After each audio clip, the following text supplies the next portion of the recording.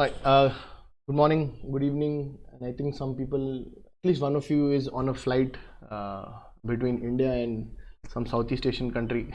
If you have bad internet, folks, please keep yourself on mute. Um, Welcome to session 10. This is the last of the AWS Security Masterclass session. This is the last for this class, but I have plans of doing a bunch more masterclasses across all different cloud providers that I have learned and I do security with. Right, so hold on for new announcements that will come up on the website. But for now, welcome to session 10. This is a hands-on hacking class, right? Like we've seen with class 6, session 6 that we did several weeks ago. We worked with different services within AWS and I had set up challenges for you folks. We're going to do something similar today, and we're going to have challenges that come from the last 3 sessions. Right? This is slightly different from the session that we did in class 6, and I'll explain how. Although it's called hands-on hacking and there's a CTF involved, but there are levels in this. All right, my name is Riaz Walekar. I'm the chief hacker at Cloudl. That's my email address. For folks who are joining us for the first time today, first and the last for this series of sessions in this masterclass, we've been building Cloudl for SaaS engineers and infra teams to automate the detection of assets in the cloud, identify misconfiguration.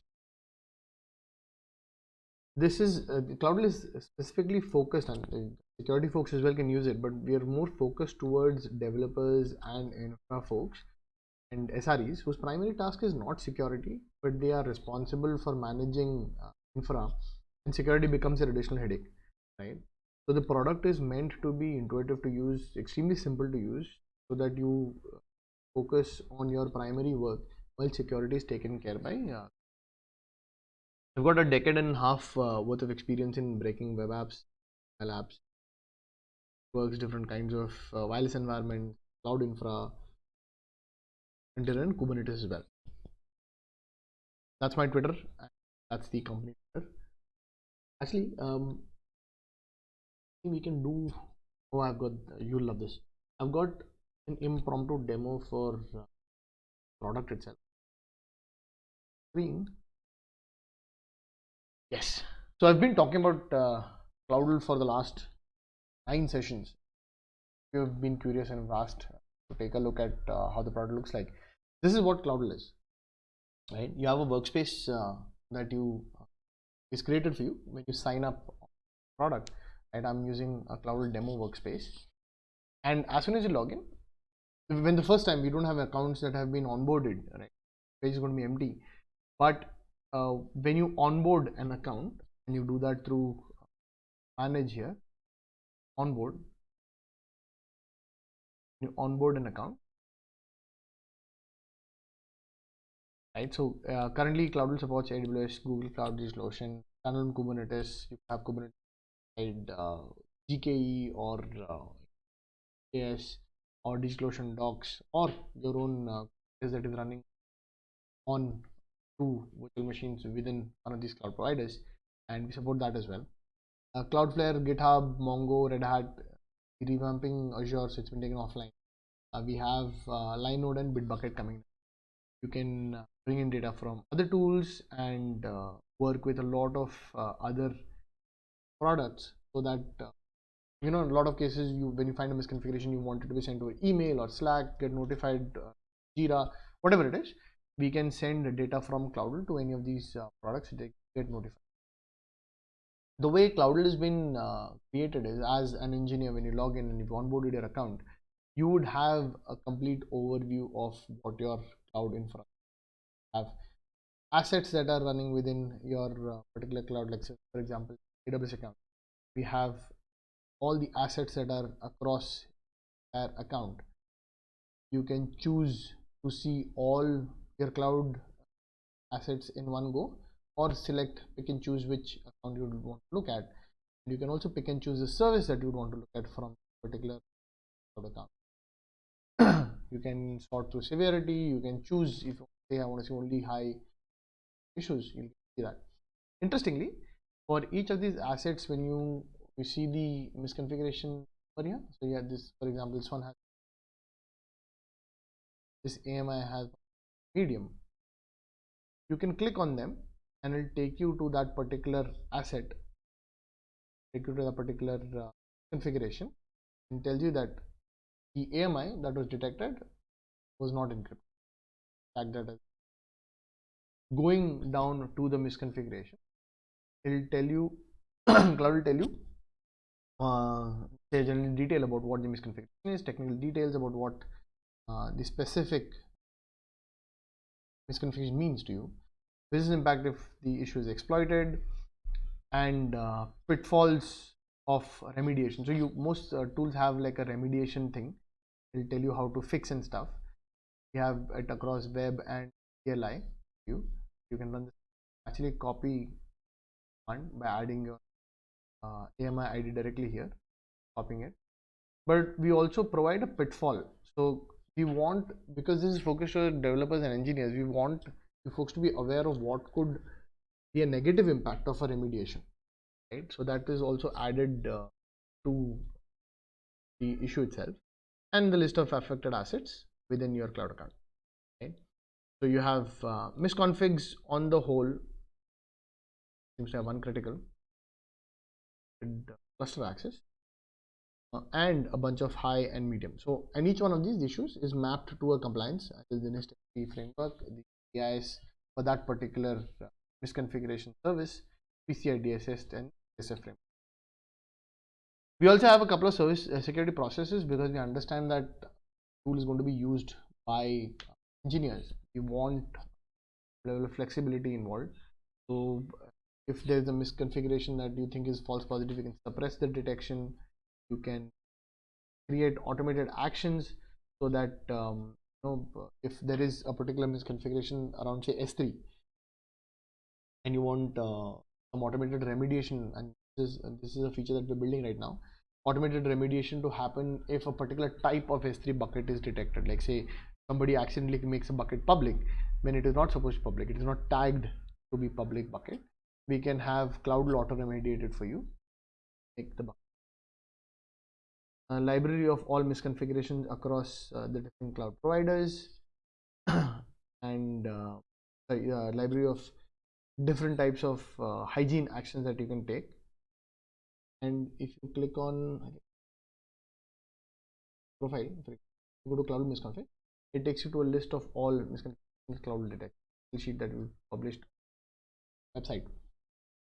The misconfigurations that you see within the product are derived from CIS benchmarks, our own research, a bunch of assessments that we've done in the last 5-6 odd years for cloud providers that don't have a CIS benchmark, say your Cloudflare or Ocean. The misconfigurations are purely driven from our R&D, right? And even with AWS or Google Cloud, over and above the CIS benchmarks, we do a lot more configuration, like a lot more misconfigurations that are of value to the end developer. That's enough with there's a report section as well. You can download different kinds of reports, weekly, daily reports that have been created. Reports are around assets. This is my slow internet today. So we have reports around an audit report, a compliance gap report, all misconfigurations, a list of all your assets.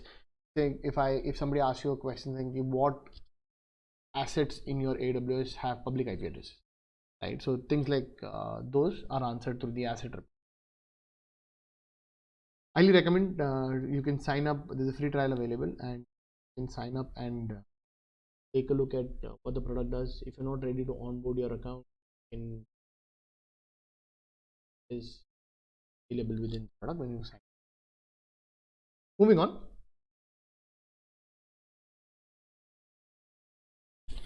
You all know the drill. I'm going to share the cloud code of conduct. Folks who are attending us for the first time, make sure that you go through the code of conduct as well. It's required. All right. Our agenda today is to look at 3 things that we've covered in the last 3 sessions. We're looking at Lambda and EC2 and the snapshots. All the exercises that we're going to do today have been covered in these sessions. So if you're attending class for the first time, or if you've not attended any of the last three, I hope that you've gone through the video and slide content that was present on the website, right? That's going to be relevant in how you solve the challenges today. The three challenges we're going to work with Lambda and EC2 and snapshots.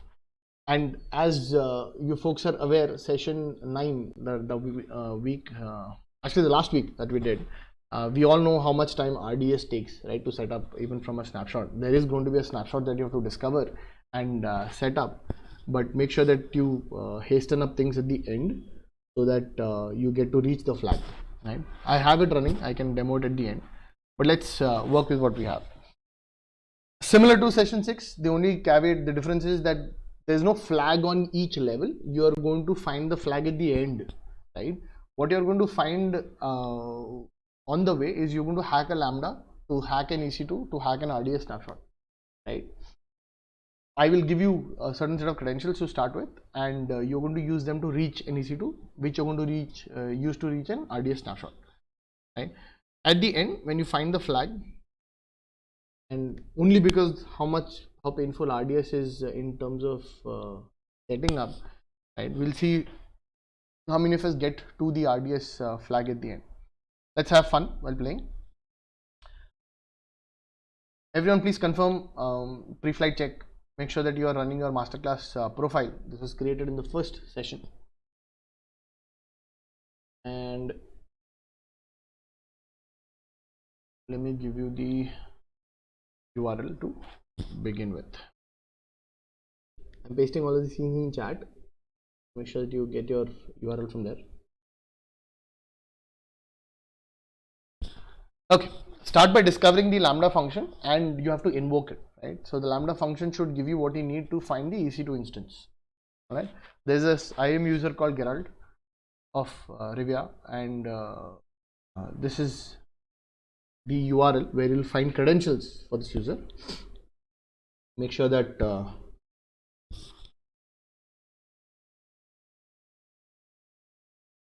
we have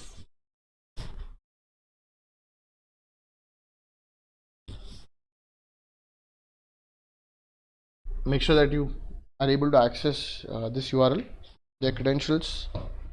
You know what to do when you find credentials.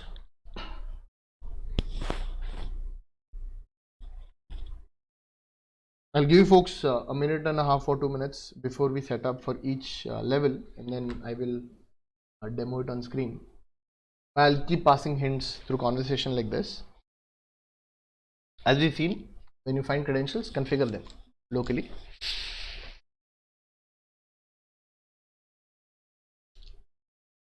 Once you configure them, in the real world, you're going to try and enumerate what permissions the credentials have, right? What abilities the credentials have to perform, what actions they can perform, and on what services within AWS.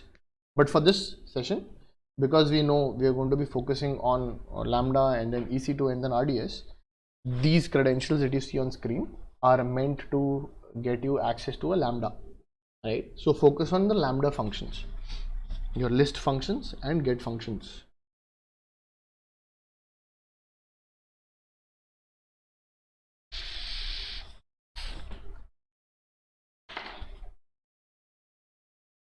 While you folks are doing this, let me also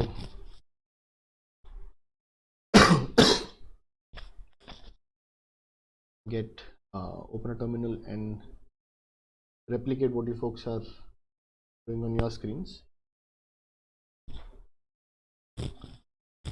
I recommend that we all do the hands-on for this session. Last one, long time. As straightforward as you know the drill. AWS configure, profile, let's call it session. I've called it something. Is it?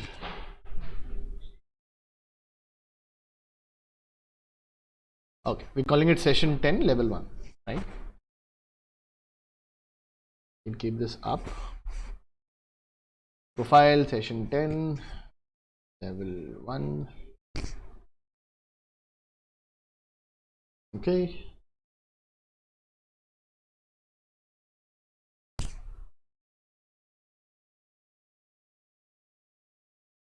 Let me know if things don't work, or if you folks are able to find what is required to move on to the next level.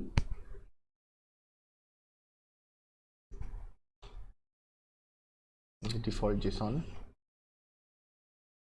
We know when it's supposed to look for lambdas. So AWS, actually let's just confirm first. Export AWS profile equal to 10 level 1 AWS. Make sure that you export the profile so that your current session within your terminal is using the AWS profile that has been set up. Otherwise, if you run anything else like STS for example, it's going to point to your default account that you set up. It could be your org account in that case.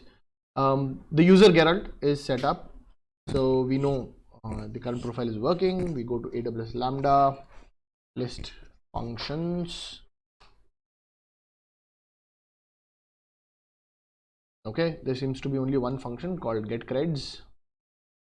Now, how do we invoke this function? There are a couple of ways, but what we've noticed in our last session, in the Lambda session that we did, there is the functionality of a URL config in Lambda, right? So let's try and do an AWS Lambda get function URL config, function name, tab completion, so that you don't have to remember all the functions.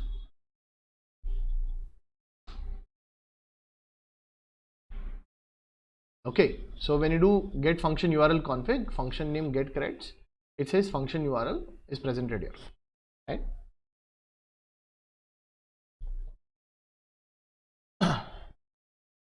Everyone try getting here.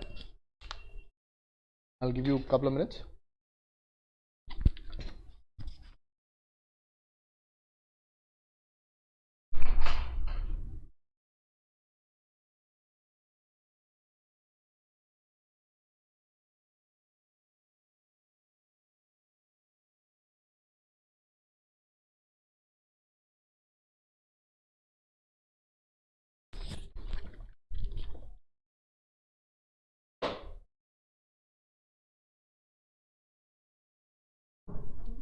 Have you folks reached here? Can you see the URL? Yeah. Super.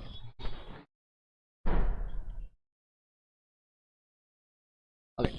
So what happens when you browse to the URL?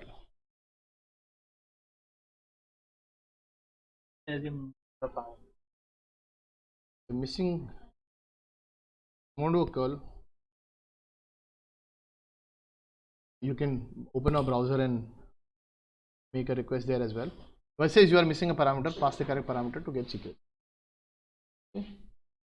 This is interesting because now the way we all know we've been doing Lambda, there is code that is running within Lambda, right? The code requires you to pass a parameter, and because it's a web request, a parameter is a key value pair, right? So you require the name of the parameter as well as the name of the key, the value of the key as well, right? So we need to discover both. How do you do that? Because we seem to have Use a get function. absolutely, right? Because we seem to have the relevant access required using those credentials, Geralt has the ability to do a get function. Okay? I think this is what a bunch of you will see when you reach the URL. We are going to do a get function. Okay?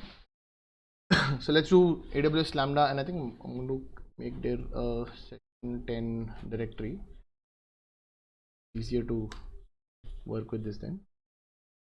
Alright, I do an AWS Lambda get function name get correct. Very innovative, and it's going to give you a lot of information. But what we are interested in is the code bit, right? So under code, in location, you should have the URL from where you can download the source code of the Lambda, right? I usually, because when I need to get specific information, I tend to use the query parameter within AWS CLI, right? It just tells me, it just prints what is required, right? So I do code dot location is JSON.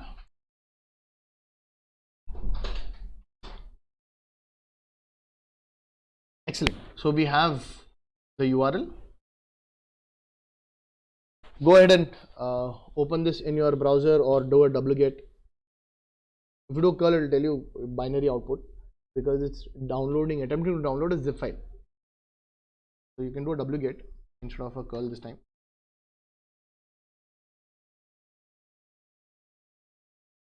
I usually, instead of even doing this, there's a hackish way by you can say export code and this value so that code becomes an environment variable that you can use. Especially when you're doing like bash scripting and stuff, becomes easier. You do wget code output to say lambda.zip.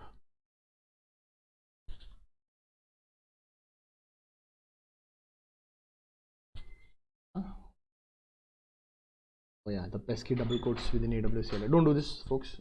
I usually do another cut to remove the double quotes at the beginning and the end. But what we can do for this, I have the URL. wget detects this entire thing as a string, so it assumes that the double quote is part of the URL, and because it doesn't start with HTTPS, wget starts complaining about, oh, this is not a URL. But if I do this, it works because then it's a string. Range bash works. Okay, we go lambda.zip. It's resolving on my slow internet in DNS today. Excellent. Confirm that this is indeed the file. Okay. You unzip and you have a lambda function pipe.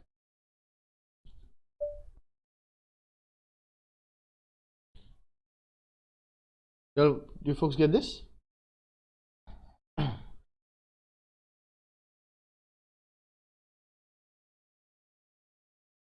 Cool.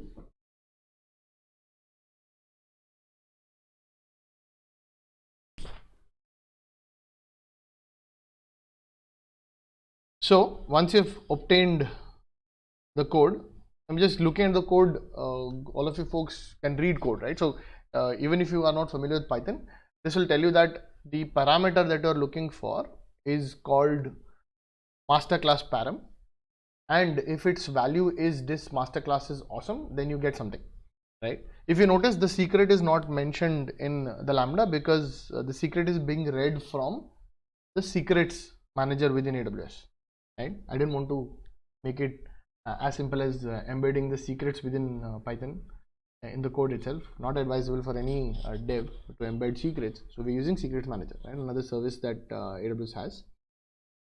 Let's see if we can invoke this though.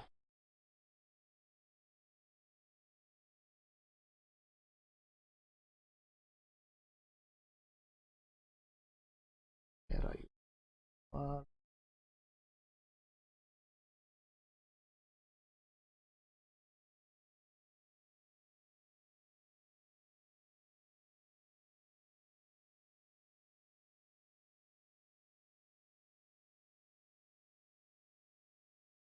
So I'm just showing this in the browser.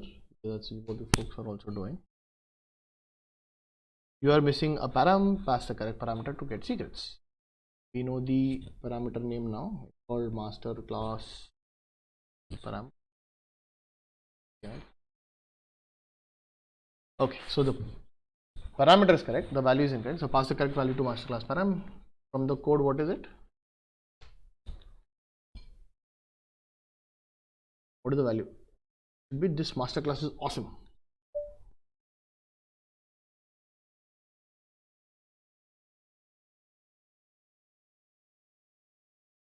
I do this.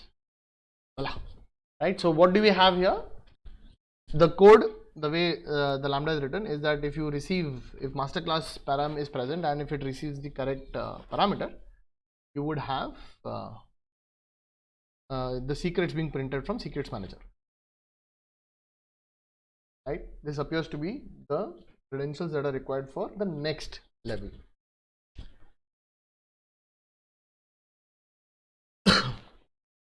Folks who have got this far, please go ahead and configure these credentials as well.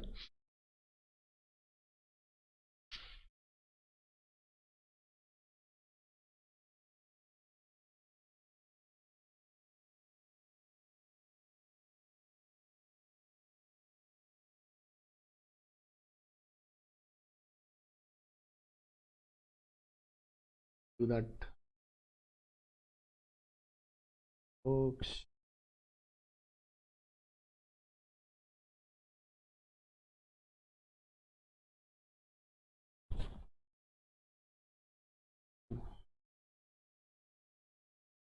I have AWS configure profile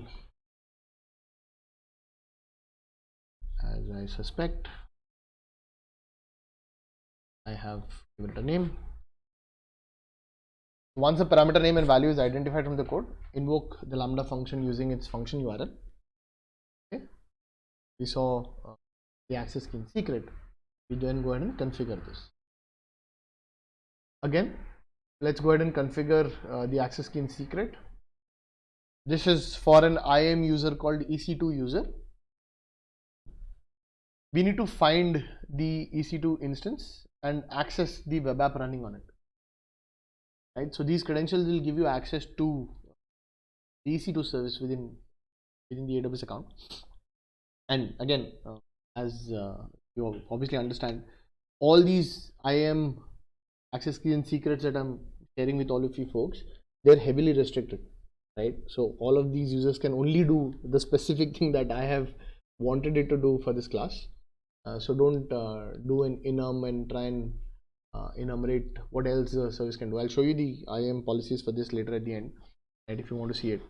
But for now, let's go with the flow and look at what EC2 user is capable of. So we configure session 10 level 2.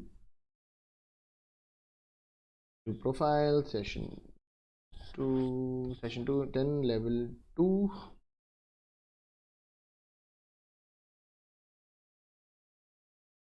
Secret is required. Ordered something else. To copy it from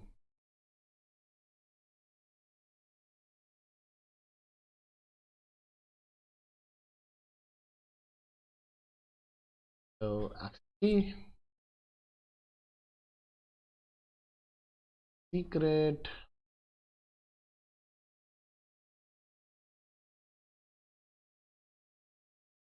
We'll keep pasting and copying between terminals and browsers. I keep hitting Ctrl+Shift+C in a browser. It opens up the JavaScript console. Okay. Everything is in US East 1, so we're just going to work with that region. Default will leave it as is or provide JSON. Right, so now we've configured the next profile. We are going to export this so that we don't need to specify hyphen profile all the time. Session 10, level 2, run STS.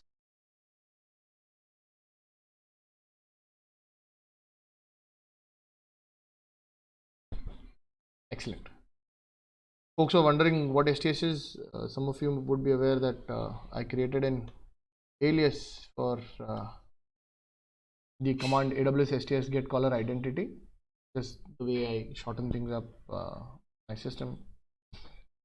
Got a bunch of these running. but STS runs the same thing as STS get caller identity. I can do STS profile if I want to work with a different profile as well. Right. So right now, because the AWS profile is variable is configured in env, we have EC2 user. Good. Now that we have EC2 user configured, let's do describe instances. AWS to describe instances.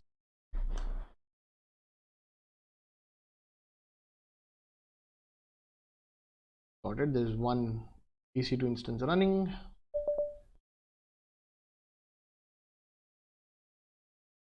And from its metadata options, you can see that HTTP tokens is optional, which means that it is running IMDS version 1.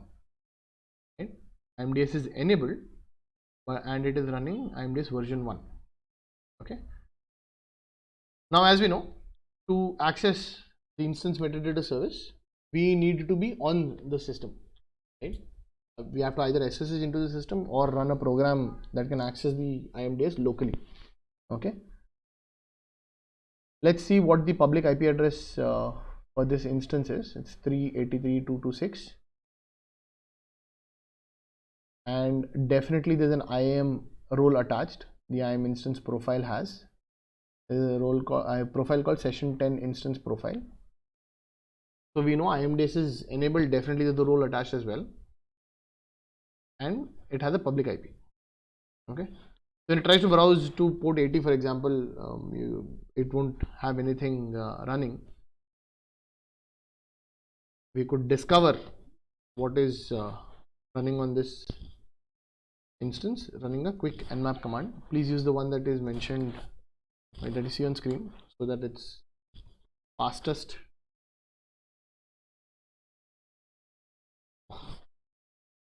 I copied the public IP. Scan. Wow.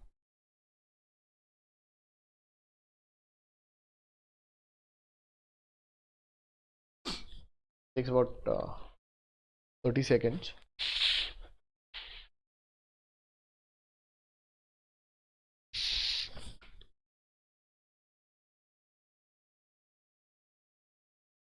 You find the, did anybody find the port on which the app is running?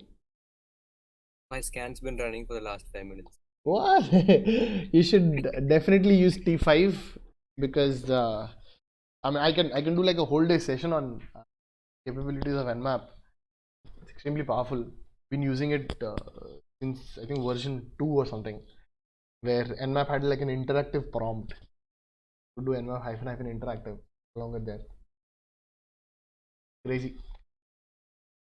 You should be able to fine tune your port scanner, right? So we run it, we've got port 8000 as a result. Another way to, instead, if you don't want to provide T5, then you can do the top ports. Only scan the top 100 common ports for this IP. 8000 is one of the common ports in the top 100. Anywho,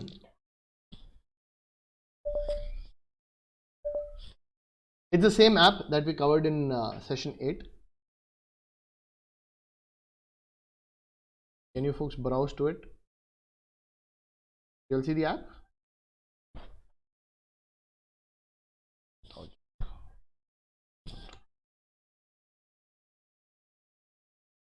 It's the same app.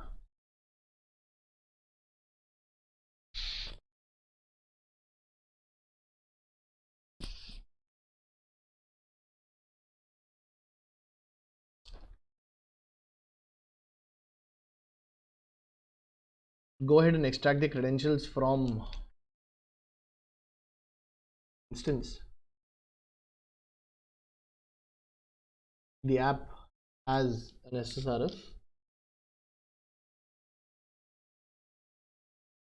Deliberately vulnerable.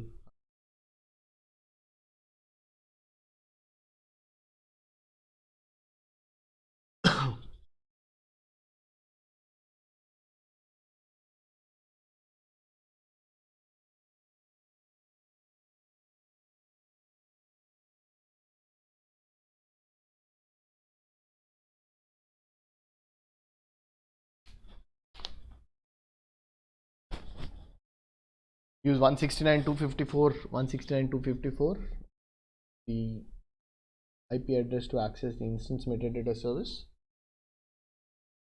From describe instances, we know that it is running IMDS v1, so you don't need to worry about tokens. Go to /latest metadata security credentials. You'll get the name of the role. Can anyone tell me what's the name of the role?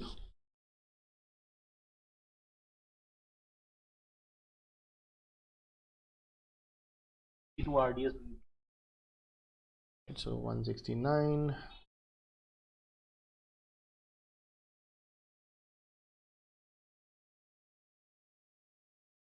Latest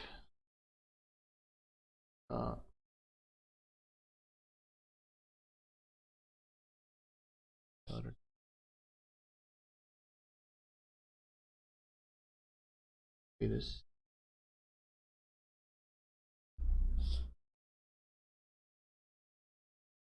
EC2 RDS read role. As I said, I have, even though I'm providing credentials and other things to my account, all of these are heavily restricted to only allow you folks to do what is required for the session. I've learned this the hard way, long time ago, in a different universe, in a different timeline. I was running a CTF with credentials that were not as restricted as they should have been. Burnt my hands. We learn from those mistakes. Since then, I've been really paranoid about credential sharing.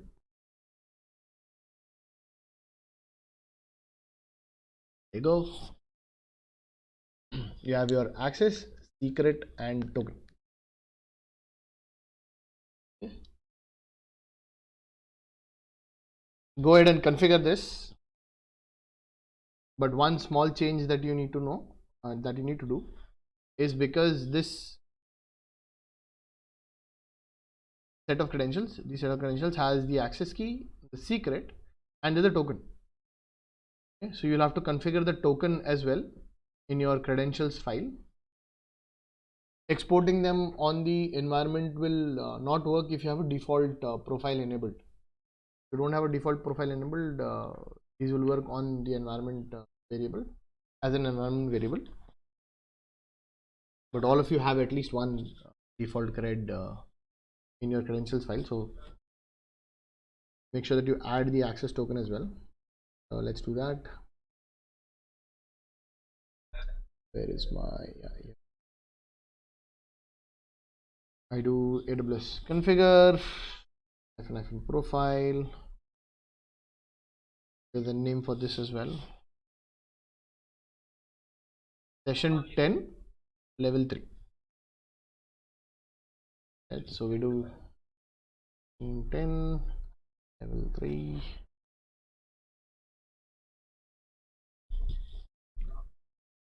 Is the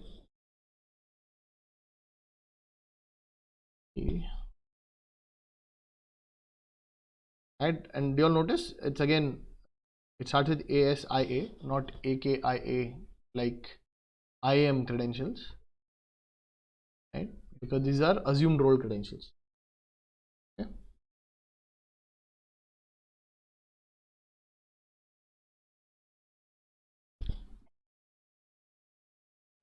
There's secret access token.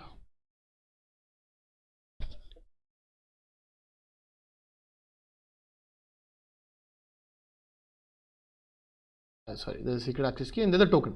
Now what do we do with the token? We have to add the token to the credentials file. This is UCist1. Okay. Open your credentials file and add the token to the end. I'll show you. There is my credential file.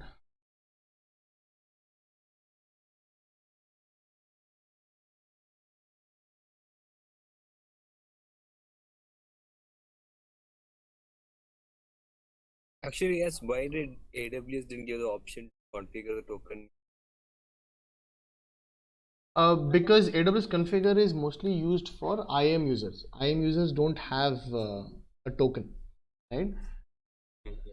Anything that uses AWS session tokens would be a service. Like for example, if there was something running on that system that is going to require to work with RDS, they would generate temporary credentials and use.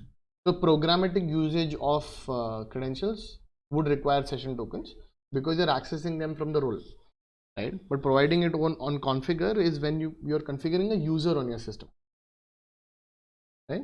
Got it. Users don't have what you call it, session token. There's some disturbance on my side, your side. So I am doing credentials. The screen share stopped here. Yeah, because my credentials has a ton of credentials. Oh, okay. So let me let me add and come back. Give me a sec. I need to stop sharing though. I have multiple monitors. What I was thinking. There you go. Okay, so sharing is enabled again, and thing.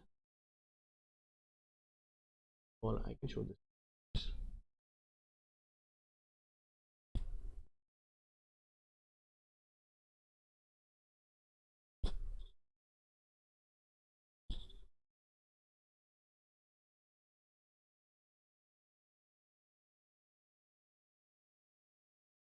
Okay, this is my credentials file. Looking at the number of lines the file has to give an idea of how many credentials are there. I will go get tokens to little double equal to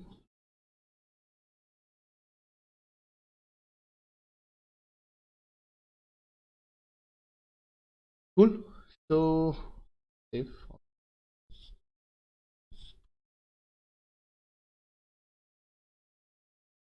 Once you've got this,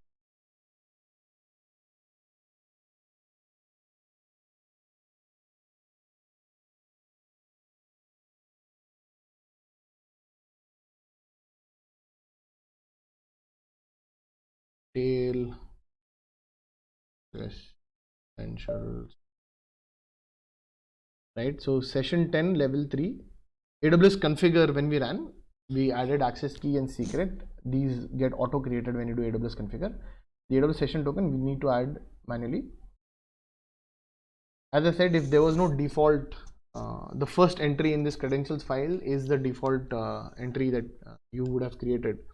If you don't have a default entry, you can do AWS export on the bash prompt itself on CLI. But now that you've configured, we can export. What did I call it? Tail session 10 level 3. So let me just copy this. I'll say export level 3 and STS.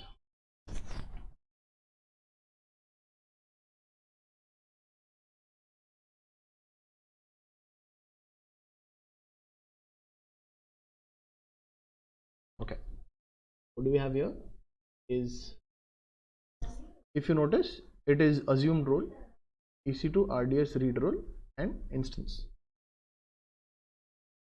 Mummy दरवाजा बंद करो.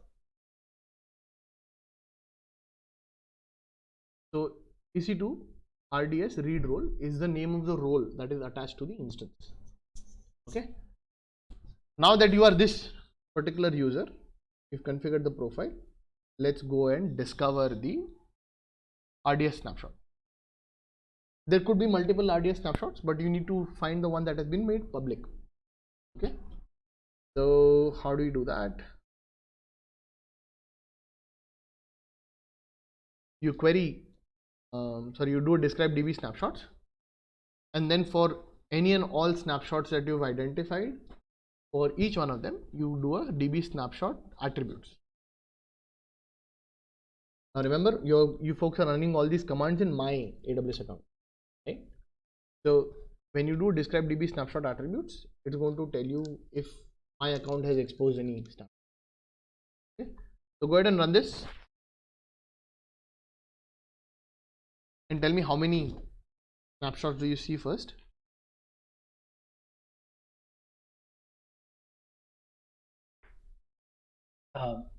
Search for RDS was, so I just did the ARN. Okay. So try this. First one is AWS RDS, describe DB snapshots, query. Even if you don't query, the query thing is a little confusing. You can just run RDS describe DB snapshots.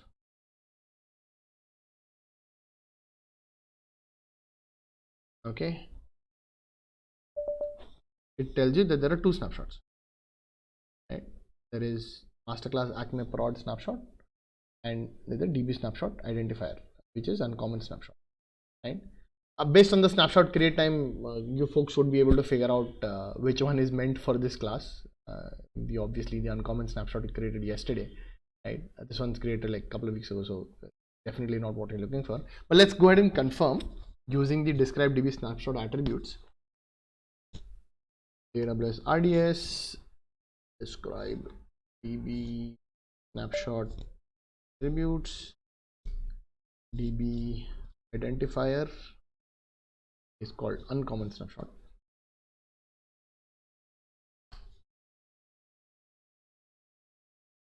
Okay, you see the restore property for this snapshot is all, right? The attribute value for restore is set to all, which means anybody on the internet. Okay, since you know the ARN and the snapshot name itself, can you go and now create an instance out of the snapshot, because the flag is inside the database, right? That's the last level for you folks.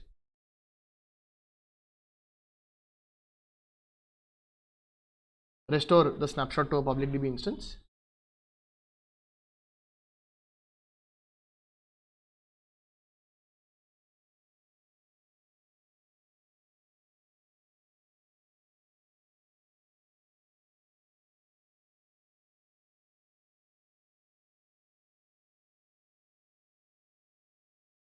To see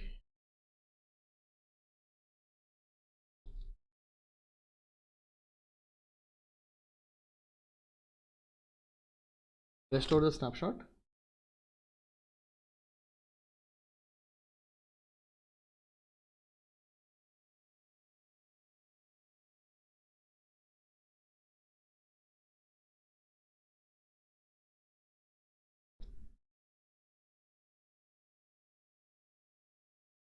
To show you the this concept.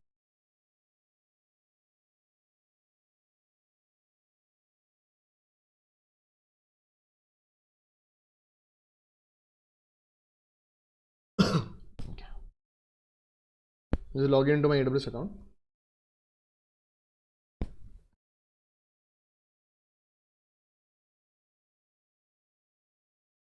Did you all find the snapshot in your account? Because it's public, you should be able to go to your own RDS in your own account and find it in under public and restore it from there.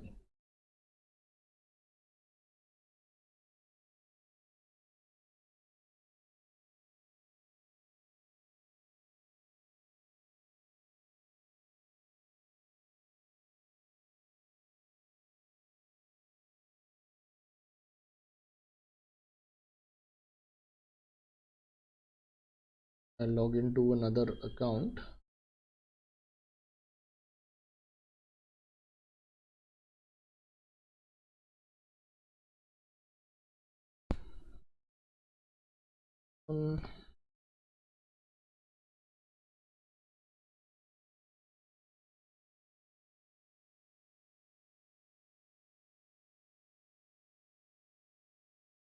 I'm just signing into my account for tab.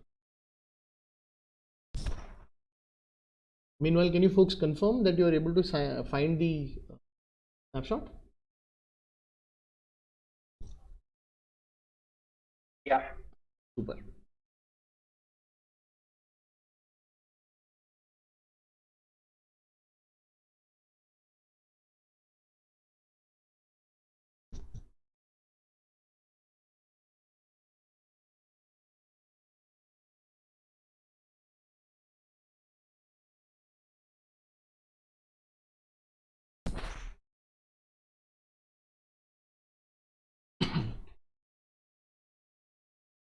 So I have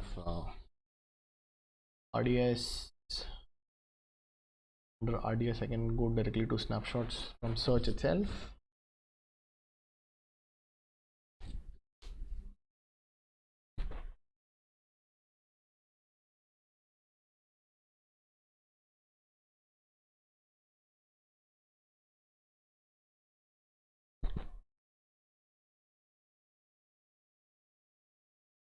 Okay. This account obviously does not have any snapshots, but if I go public in US East 1,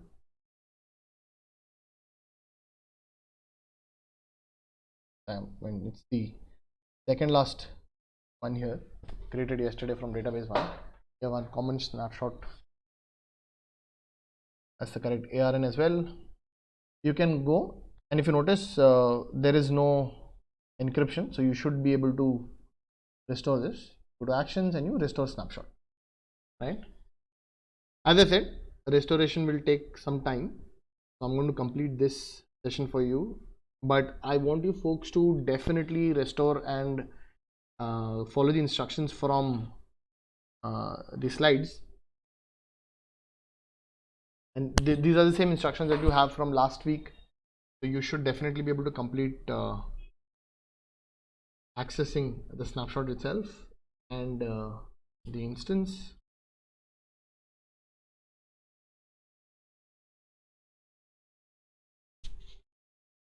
So I'm using MySQL, the client, the username is admin. I've reset the password as well because you have to do twice. First you restore the snapshot and then you modify the snapshot to reset the admin password. Remember?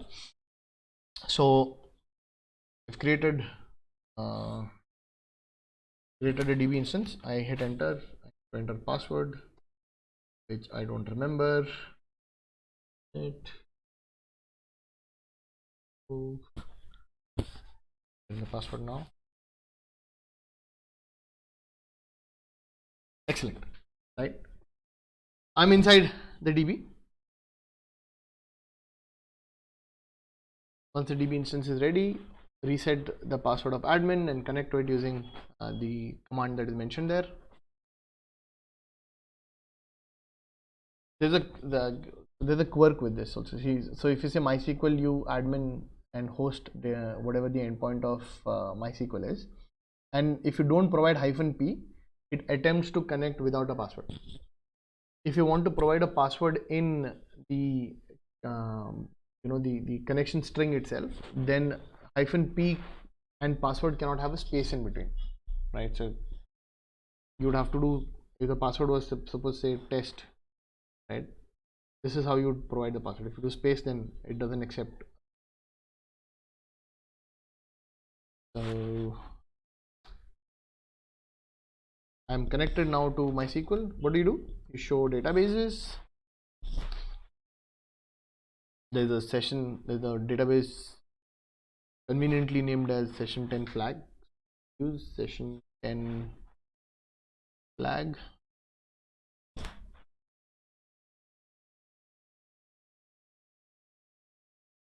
And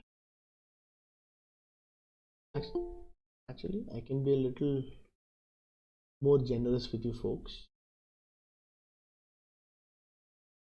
Why don't I give you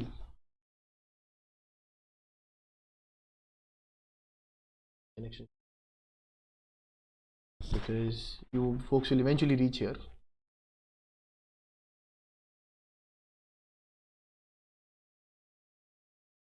Yeah, that makes sense.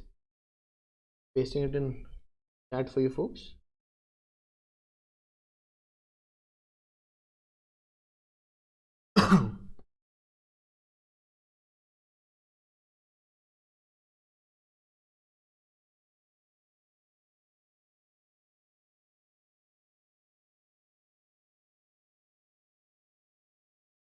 right? There's a table called flag table. Please use the MySQL command that is in chat with the password, and can someone tell me what the flag is?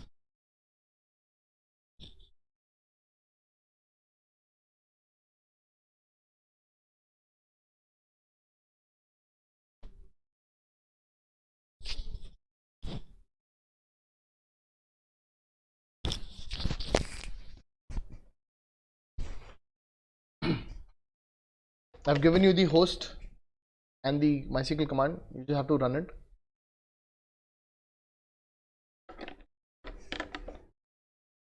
Show databases, use database, show tables, and then select R from flag table. Can someone tell me what the flag is?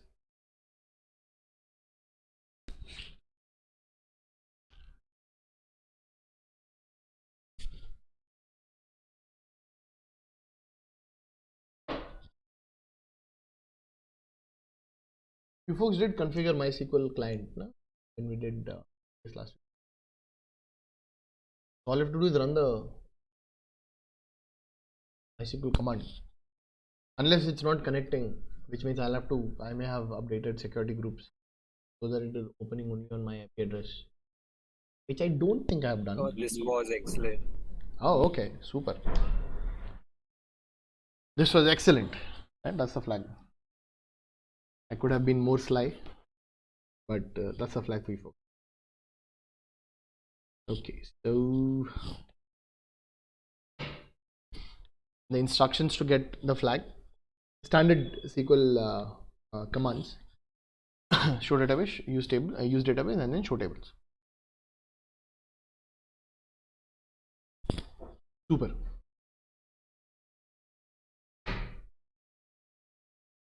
So we started with IAM credentials for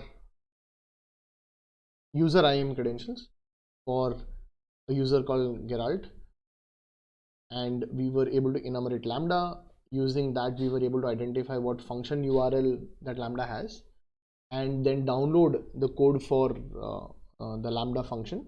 Look at the code and identify what parameter would allow us to access secrets.